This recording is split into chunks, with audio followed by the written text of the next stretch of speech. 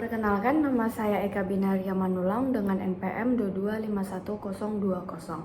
Hari ini kami dari kelompok 3 akan mempresentasikan suatu kasus mengenai perlindungan perempuan, dan kasus ini kami ambil dari putusan Mahkamah Agung nomor 159K garing pidana garing 2017.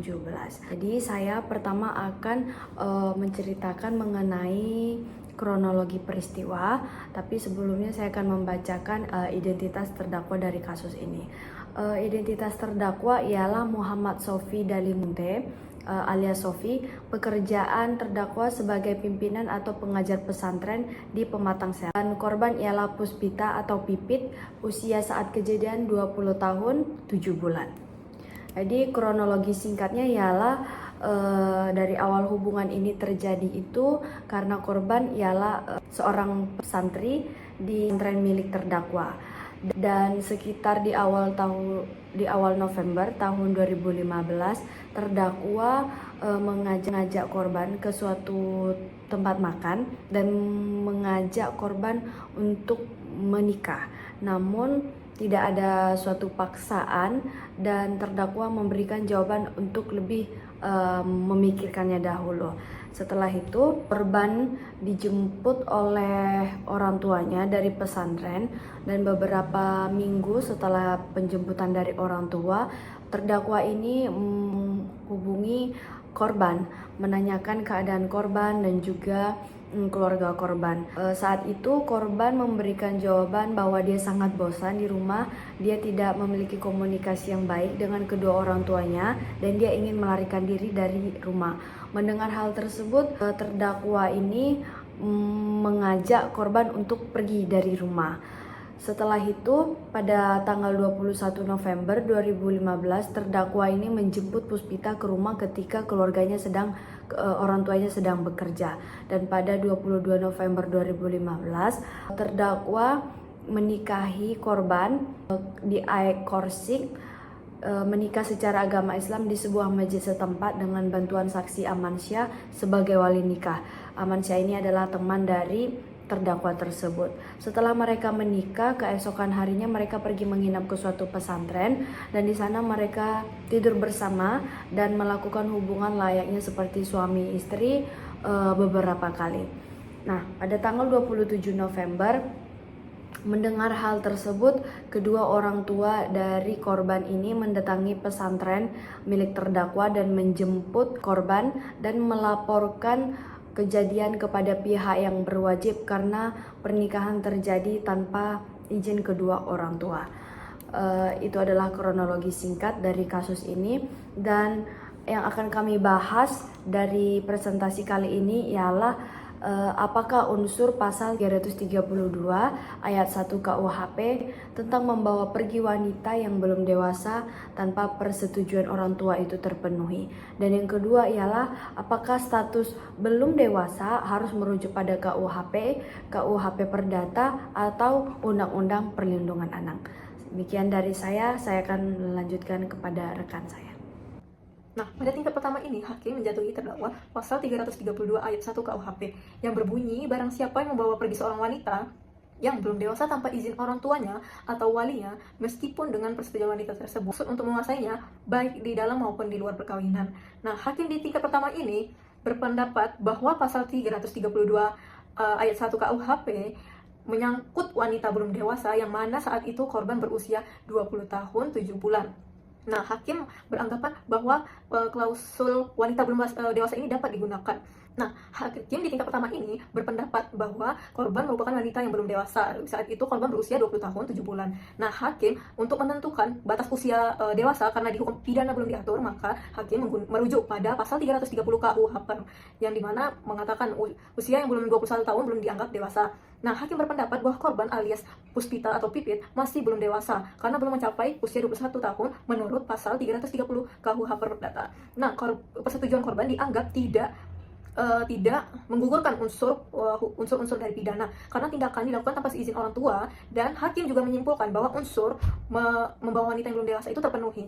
Saya akan membedah penalaran hukum dari tingkat pertama. Kemudian kita akan membedah penalaran hukum di tingkat banding. Nah, pada tingkat banding, menguatkan putusan tingkat pertama yang berdasarkan pasal 332 ayat 1 KUHP. Hakim menafsirkan kata belum dewasa ini dengan mengadopsi norma hukum yang ada di hukum perdata. Karena KUHP tidak menjelaskan secara langsung mengenai batas usia dewasa. Nah, tidak seperti KUHP yang benar-benar menjelaskan bahwa usia 21 tahun dianggap dewasa. Nah, sehingga hakim tetap menyimpulkan bahwa korban merupakan adalah anak yang masih belum dewasa karena saat itu korban berusia 20 tahun 7 bulan. Sehingga di putusan tingkat banding ini hakim tetap menyatakan bahwa terdakwa bersalah dan meyakinkan melakukan tindak pidana, dan terdakwa tetap dihukum dengan hukuman pidana penjara 8 bulan karena membawa korban tanpa seizin orang tua meskipun terdapat persetujuan dari korban. Kemudian kita akan membahas mengenai pada tingkat kasasi. Nah, dalam tingkat kasasi, hakim menilai bahwa terdakwa tidak bersalah dan korban sudah dianggap sudah dewasa karena sudah berumur 20 tahun 7 bulan. Yang secara hukum pidana sudah dianggap dewasa, yaitu menurut Undang-Undang Perlindungan Anak. Karena salah satu unsur pasal dari 332 KUHP yang klausul belum dewasa tidak terpenuhi, maka unsur pidana tidak terbukti. Hakim kasasi menyatakan judeks fakti salah menerapkan hukum dengan masih menggunakan rujukan hukum perdata, sedangkan kasus ini adalah kasus tindak pidana di mana hakim tingkat pertama dan banding menggunakan rujukan hukum perdata yang menyatakan bahwa batas usia dewasa seseorang adalah 21 tahun. Nah, sedangkan hukum pidana dalam Undang-Undang Nomor 23 Tahun 2002 menyatakan bahwa orang yang dianggap belum dewasa adalah 18 tahun. Maka Hakim MA Mahkamah Agung membatalkan putusan pengadilan sebelumnya, yaitu tingkat pertama dan juga banding, sehingga terdakwa bebas dari dakwaan dan memulihkan hak-haknya. Kemudian terdapat dissenting opinion dari satu hakim anggota yang tetap berpendapat bahwa terdakwa bersalah karena korban masih duduk di bangku sekolah di pesantren dan masih berada dalam pengawasan orang tua. Sebelumnya, perkenalkan, nama saya Novita Sari Tarigan dengan NPM 2251019. Pada kesempatan kali ini, saya akan mempresentasikan analisis argumentasi jaksa penuntut umum atas putusan yang telah kami analisis. Argumentasi jaksa itu pertama itu adanya jaksa berpendapat bahwa hakim itu setelah salah memakai undang-undang atau tidak menerapkan aturan hukum sebagaimana mestinya. Nah, ini dikaitkan dengan pasal 253 ayat 1 huruf A KUHP dan pasal 30 ayat 1 huruf B Undang-Undang Nomor 5 Tahun 2004 tentang MA.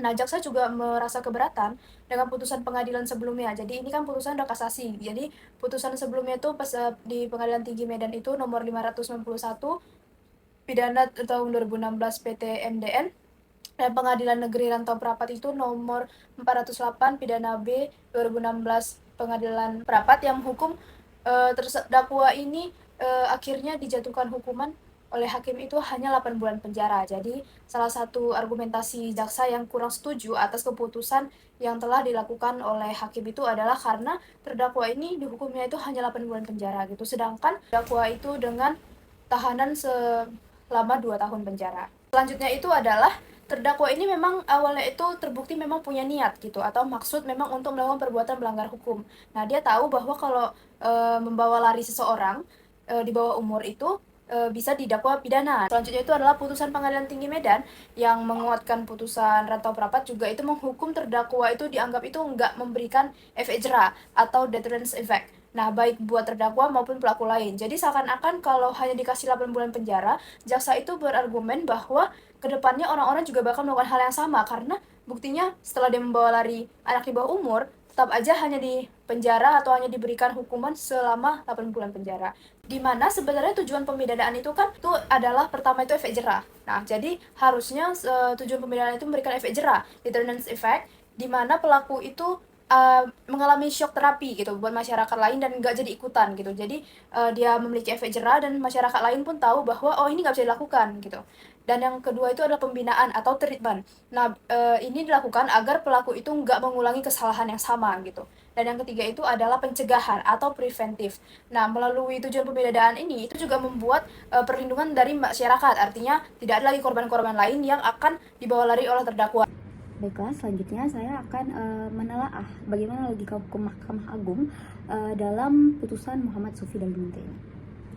Nah, jadi yang pertama terkait konsistensi dengan asas hukum, yaitu asas hukum legalitas. Nah, Mahkamah Agung dalam putusan ini itu secara tegas menerapkan asas legalitas sebagaimana yang telah diatur di dalam pasal 1 ayat 1 KUHP yang berbunyi tiada suatu perbuatan dapat dipidana kecuali atas kekuatan aturan pidana dalam perundang-undangan yang telah ada sebelum perbuatan dilakukan. Nah, Mahkamah Agung menilai bahwa unsur belum dewasa dalam pasal 332 ayat 1 KUHP tidak terpenuhi dikarenakan korban itu telah berusia 20 tahun 7 bulan.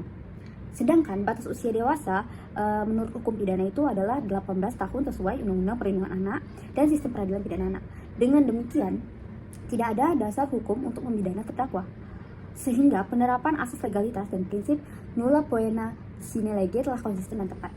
Nah, Mahkamah Agung juga secara eksplisit mengkritisi dan menolak penggunaan batas usia menurut KUH Perdata yang menjelaskan bahwa seseorang dapat dikatakan dewasa ketika berumur 21 tahun. Nah, dalam konteks perkara pidana, Mahkamah Agung menegaskan bahwa penentuan batas usia dewasa harus kasuistis, yang dimana bergantung pada konteks hukum yang berlaku.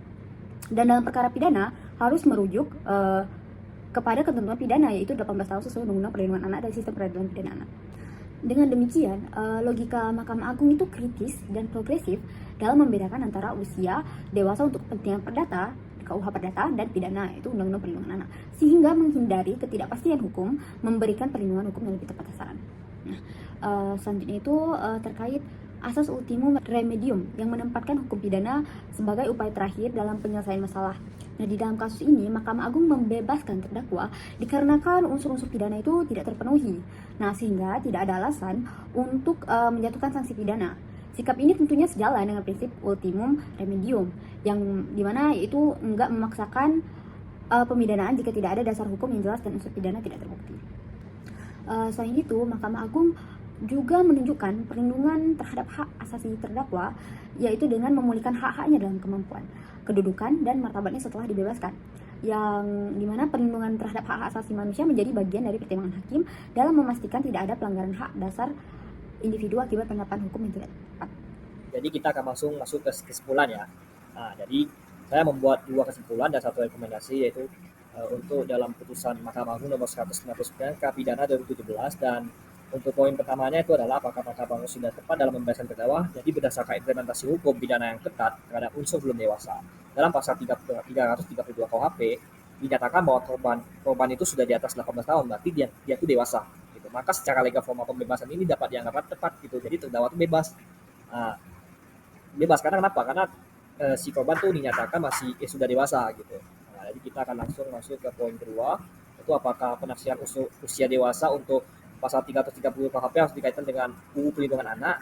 Jadi kalau dari Mahkamah Agung sendiri secara eksplisit memutuskan bahwa hal ini adalah pendekatan yang benar. Pendekatan ini relevan karena spesial hukum pidana dan kebutuhan harmonisasi internal dalam sistem hukum kita, membedakan dari definisi di hukum perdata, mendefinisikan di hukum perdata dan pidana itu ada berbeda gitu. Kalau di hukum perdata, anak itu dinyatakan dewasa saat umurnya itu 21 tahun. Tapi kalau di pidana, anak dinyatakan dewasa saat dimana tuh dia tuh 18 tahun ke atas gitu. Jadi kalau 18 tahun ke bawah itu dinyatakan belum dewasa dan tidak layak, tidak cakap hukum gitu kan. Tapi kalau di hukum perdata 21 ke bawah itu masih tidak cakap hukum. Tapi karena ini kasusnya pidana, ini kaitan dengan hukum pidana gitu. Oke, kita akan masuk ke dalam rekomendasi apakah perlu pembaruan atau harmonisasi antara KUHP dan undang-undang lainnya. Kalau dari jawaban saya adalah ya dan sangat perlu. Karena menilai dari kasus yang ada, kita melihat dari bagaimana cara KUHP lama tidak sinkron dengan KUHP undang-undang yang ada sekarang gitu. Jadi terjadi namanya konflik yang dimana tuh konflik normal yang tidak sesuai dengan undang-undang yang ada. Contohnya dengan perdata umur 21 tahun dan pidana 18 tahun. Jika kita menggunakan perdata bersamaan dengan pidana, mereka tidak akan nyambung gitu, nggak akan bisa sinkron gitu kan. Jadi kita tuh harus memperbarui dan mengharmonisasikan ini gitu kan, untuk menciptakan kepastian hukum, memungkinkan hukum kita tuh merespon kejahatan modern dan menegakkan keadilan yang lebih konsisten sesuai dengan nilai-nilai masyarakat yang saat ini. Kita patut menyambut banyak KUHP baru yang diharapkan dapat mengatasi tantangan ini. Karena berarti sekian dari presentasi kelompok kita. Terima kasih dan mohon maaf jika ada tutur kata yang salah.